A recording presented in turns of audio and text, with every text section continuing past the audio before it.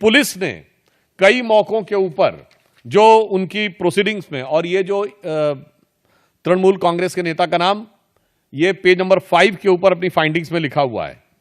फिर यह बताया गया कि they want a permanent BSF camp and central arm police for their own protection. यानी पहले तो लोगों के घर विध्वंस हुए, फिर लोगों को पलायन पे बाध्य होना पड़ा, और पश्चिम बंगाल की पुलिस पर उनका इतना विश्वास हो गया कि वो सीमा सुरक्षा बल और केंद्रीय सुरक्षा बलों के ही कैंप में रहने के लिए उद्यत थे। यह साफ दर्शाता, और आगे लिखा है, the West Bengal police did not respond at the village of Bedbona called at 4 p.m. on Friday and 4 p.m. of Saturday, but police did not pick up the call। यानी गांव के लोगों ने जब उनको मदद की गुहार लगाई, पुलिस ने कुछ नहीं किया।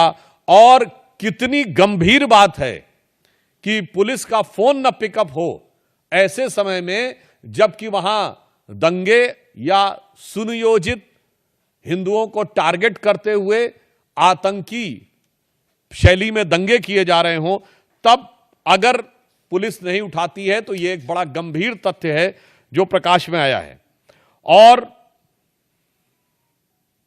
यह भी बात सामने आई है कि residents of Shamsherganj, Hijaltala, Shulutala, Digri, they came masking up their faces.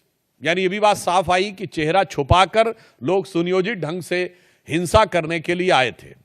एक बात बहुत स्पष्ट हो गई है कि हिंसा का प्रकार चाहे कोई भी हो, राजनीति का प्रकार चाहे कोई भी हो, वार सिर्फ और सिर्फ हिंदू समुदाय के ऊपर है।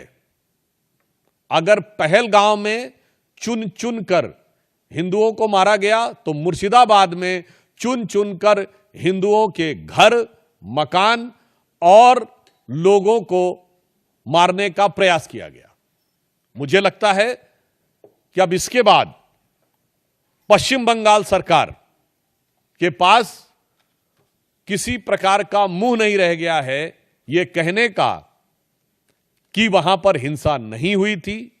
नंबर 2, अब बिल्कुल साफ है कि वहां हिंसा हुई, सुनियोजित हिंसा हुई, तृणमूल कांग्रेस के नेताओं के इशारे पर हिंसा हुई, और बाकायदा धर्म और समुदाय देखकर हिंसा की गई।